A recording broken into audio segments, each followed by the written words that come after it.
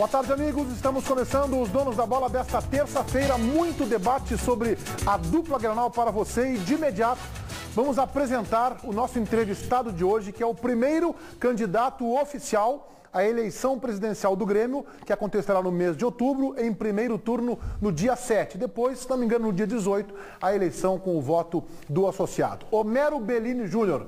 Tudo bem, Bellini? Boa tarde, um prazer recebê-lo aqui, hoje como nosso entrevistado. O senhor é mais bonito na TV, assim, pessoalmente, do que no vídeo. O importante é que mesmo como entrevistado, a ratonagem continua, né? Não muda nada. Sabe que vai ser minuto de alegoria e tal, e no segundo minuto já é pau, né? Não, mas a ideia é essa mesmo, Meneghetti. Eu acho que mudam as relações. A gente criou, óbvio, durante todo esse período uma relação de amizade, de coleguismo, de companheirismo, mas a condição agora é outra. Sou candidato à presidência do Grêmio e acho que o tratamento tem que ser esse. É o tratamento que vocês me dispensarão e com certeza é o que eu dispensarei para vocês. Aqui antes do programa eu disse para ele, hoje começa a nova era, vocês da imprensa. E vocês da imprensa vermelha. Normalmente tem a coloração também. Central do Esporte, alô Gonçalo Cirne Lima. Tudo bem, Meneghetti? Boa tarde a você, boa tarde a todos. Dois grandes da Europa estão interessados no contestado Leandro Damião e o polêmico Mário Balotelli foi apresentado em seu novo clube na Inglaterra. E você participa conosco, tudo bem, Roberta? Tudo bem, Meneghetti? Boa tarde a todos. Participem com a gente também, mande seu recadinho pro Bellini através do nosso Twitter, @donosdabola_rs, ou acessem a nossa página no Facebook, ou também pelo nosso e-mail, donosdabola@band.com.br. Participem. No nosso programa do dia 4 de julho, durante, portanto, a Copa do Mundo, jogavam numa sexta-feira, 4 de julho, Brasil e Colômbia. E o Bellini foi questionado pelo REC sobre o trabalho do Luiz Felipe Scolari, que hoje é o técnico do Grêmio, à frente da seleção. Vamos ver como ele respondeu. O senhor acha que o Filipão quis mostrar que não está ficando demodé? Que viajou na maionese com esse esquema que ninguém entende. Pois olha, Rec, auxiliar de lateral para jogadores talentosos da frente. Auxiliar de lateral é marcador da meia cancha. Sabe que eu ia fazer um comentário em cima do que o Daniel estava falando do treinador argentino. E eu acho que, Pomba, não tem como não respeitar a qualidade do Filipão e toda a carreira vitoriosa dele. Mas nessa Copa do Mundo nós temos visto muitos treinadores muito à frente do Filipão. Muitos. E de seleções de menor expressão. Se pensar. Doutor Bellini disse que o Filipão não vai treinar o Grêmio. Quero ver se ele sustenta isso depois. Muitos treinadores e muito à frente do Filipão. Se você for eleito presidente do Grêmio na eleição de outubro, o Filipão será o técnico do clube? Meneghetti, o Filipão é o treinador do Grêmio e está fazendo um grande trabalho à frente do Grêmio. Eu fiz referência, disse já em várias entrevistas, e primeiro, mantenho o que eu disse aquele dia, e aliás a Copa do Mundo não tem como desmentir aquela referência. Isso que aquilo foi dito antes dos dois resultados seguintes, que foram o 7-1 contra a Alemanha e os 3-0 na semifinal, na decisão de terceiro e quarto lugar. Então acho impossível que qualquer pessoa que avalie futebol, que analise futebol, vá dizer que o Filipão foi bem à frente da seleção brasileira na Copa do Mundo. E essa avaliação era isolada com relação à atuação dele na seleção e na Copa do Mundo. E mantenho tudo aquilo. Agora, o que ele está fazendo à frente do Grêmio é extremamente elogiável. Ele conseguiu duas coisas que eu julgo extremamente importantes. A primeira delas, e vocês sabem que eu falo isso sempre, e o Baldasso não gosta, fica brabo, o Grêmio tem uma cara de jogar futebol. Tem um jeito de jogar, que é uma dedicação, uma entrega, uma garra, e o Filipão é exemplo do que sempre fez, em toda a trajetória vitoriosa dele no Grêmio, devolveu isso para esse time que está jogando. E fez uma segunda coisa que o Grêmio não tinha há anos, conseguiu definir um time e um esquema tático. Se ele conseguir repetir esse time mais um ou dois jogos, nós vamos, depois de muito tempo, ter a escalação do Grêmio decorada. Eu não me lembro disso há muitos anos. Antigamente a gente dizia, tu sabe o time do ponteiro ou ponta esquerda. Agora não tem mais ponta esquerda, mas nós vamos finalmente conseguir saber quem são os 11 que entram em campo. Daniel. Candidato à presidência, doutor Homero Bellini Júnior. O senhor poderia responder a pergunta do Leonardo Meneghetti? Eu respondi. O Filipão é o treinador do Grêmio e está fazendo um excelente trabalho. Não, ele é o treinador do Grêmio, isso nós sabemos. Ele será o treinador do Grêmio? Ele é o treinador do Grêmio, se ele será ou não, depende do que nós vamos conversar com ele depois da eleição.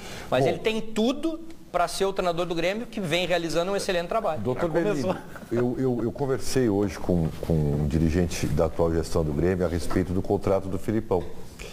E, embora, segundo essa fonte, ele não tenha assinado nada ainda, está colocado de que a pretensão do Filipão é de ficar no mínimo mais 2 anos no Grêmio. Não, mas calma aqui, o Filipão não tem contrato assinado com o Grêmio, por quê? Ainda não tem. Terá. Ainda não tem. O contrato está lá. Ele não foi assinado ainda. Curioso isso, né? É curioso. Bom, sendo assim, o senhor honrará esse compromisso que a atual gestão está lhe colocando? Tu vê que tu faz uma pergunta dizendo o seguinte: tu honrará o compromisso de um contrato que não foi assinado ainda. Se ele não foi assinado ainda, eu não tenho a menor ideia de qual vai ser esse compromisso. Quando ele for assinado, eu te respondo. Por enquanto, eu não sei. Não sei qual vai ser o prazo. Imagina se integrante da bancada aqui, por exemplo, sem contrato. Isso é uma bagunça, né? Seria uma bagunça. Não, sem contrato. Eu consigo entender como é que o Grêmio tem um treinador que não tem contrato. Sem contrato e sem salário. Não teria como. Ninguém trabalharia sem contrato e sem salário. Não, o Filipão tem salário, eu acho. Doutor, perguntei se o contrato seria assinado só depois da eleição. Ele disse, não, o contrato será assinado antes da eleição. Tá bem. Doutor Bellini, o senhor se considera favorito se o candidato da situação não for o presidente Fábio Koff? E, ao contrário, o senhor considera-se com pouca chance se o candidato for ele? Não me considero favorito em nenhuma circunstância, seja quem for o candidato. Para mim, o favorito é sempre aquele que representa a situação e a atual gestão. Tem o comando do clube, tem as condições de fazer toda uma campanha que quem é a oposição não tem, até porque desconhece uma série de questões das entranhas do clube. Então, para mim, o favorito é sempre quem vem representando a gestão e não me considero inviável ou impossível de ganhar em sendo o presidente Fábio Koff o candidato. Nós estamos lançando a nossa candidatura com tanta antecedência, exatamente porque queremos mostrar para o associado que ela independe de quem vem pela situação e ela independe da questão do resultado dentro de campo. Nós queremos ter tempo de apresentar para o associado os nossos projetos, as nossas ideias, ele vai poder acessar todos eles sobre cada área do clube, nas ferramentas sociais que a gente tem, Facebook, Twitter, enfim, tudo, vai poder discutir, vai poder participar, porque a gente quer tirar uma série de coisas do papel. Uma delas é dar finalmente para o torcedor realmente voz, vez, permitir que ele participe da discussão dos projetos a serem implementados. Os nossos projetos são projetos extremamente factíveis, não tem nada de sonho, não tem utopia, não tem projeto mágico, não tem nada miraculoso, são coisas extremamente viáveis de serem feitas.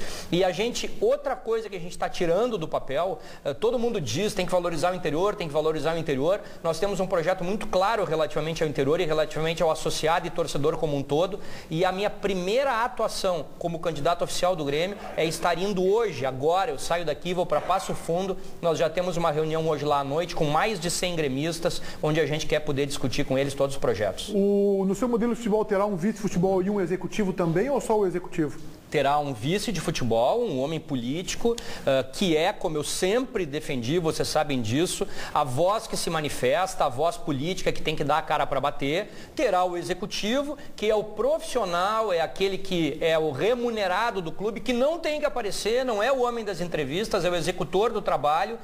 Nós divulgaremos o vice-presidente de futebol até segunda-feira, e aí o vice de futebol dirá se trabalhará com mais algum assessor ou não. O que faltaria para anunciar esse nome?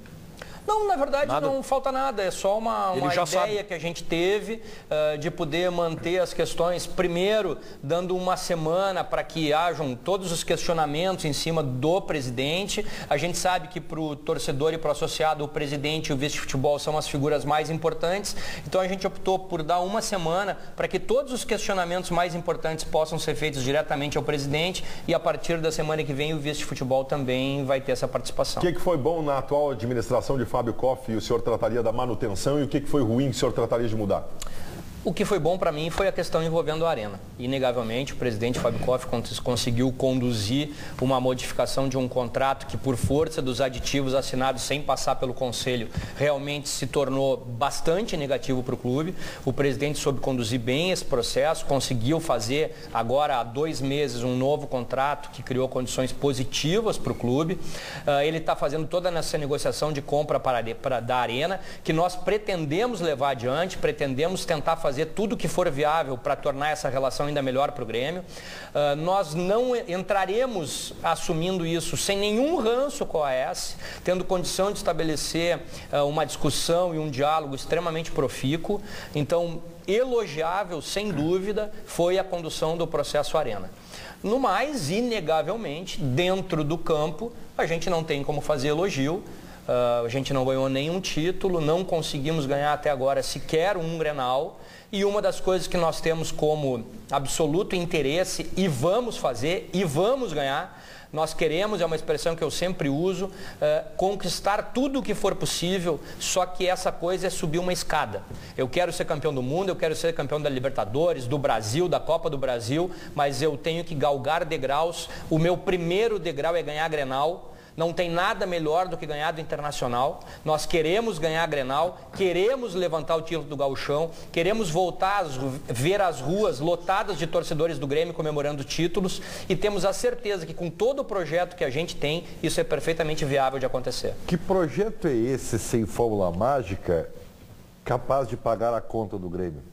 Ribeiro, para mim, uma coisa é muito tranquila. O Grêmio vive hoje praticamente da receita de televisão. E isso é inacreditável se tu considerares que nós estamos falando de mais ou menos 8 milhões de torcedores, fora os simpatizantes. Uma torcida apaixonada, alucinada, talvez a mais apaixonada desse país. Uma torcida que consome tudo que diga respeito ao Grêmio. É a mais consumidora, uma torcida que a mínima fagulha de esperança da retomada das conquistas de título lota estádio, está sempre presente. E o Grêmio não faz uma campanha de marketing efetiva para poder trazer receita e arrecadar junto ao seu torcedor. Não o torcedor de Porto Alegre, esses 8 milhões que eu estou te falando. Então, a gente tem muitas ideias e muitos projetos em cima, especialmente da questão do marketing, para poder fazer arrecadações, além, é claro, das conversas que já temos mantido com muitos empresários, para que nos possam, dentro de todos os seus conceitos de grandes empresas, nos auxiliar na construção desse processo para angariar para o Grêmio mais receita. Daniel está escrito, desculpa. A relação de contratação de jogadores, ela funcionará com parcerias? Olha, Daniel, eu sempre acho o seguinte, para o clube é muito mais importante ele sempre ter, evidentemente, ser detentor de todos, ou da grande maioria dos direitos econômicos de cada jogador. O Grêmio precisa inverter um processo que até parece que começou a ser invertido na atual gestão, pelo menos agora mais para o seu final. Antigamente o Grêmio tinha um jogador, 90% era de empresários e 10% era do Grêmio. Isso não existe porque tu passa a perder até o direito de decidir o momento da venda. Então, é fundamental, a figura do empresário ela tem que existir. Tu hoje consegue fazer poucos negócios sem a participação de empresários, mas eu tenho convicção clara de que a grande maioria dos direitos econômicos do jogador tem que pertencer ao clube.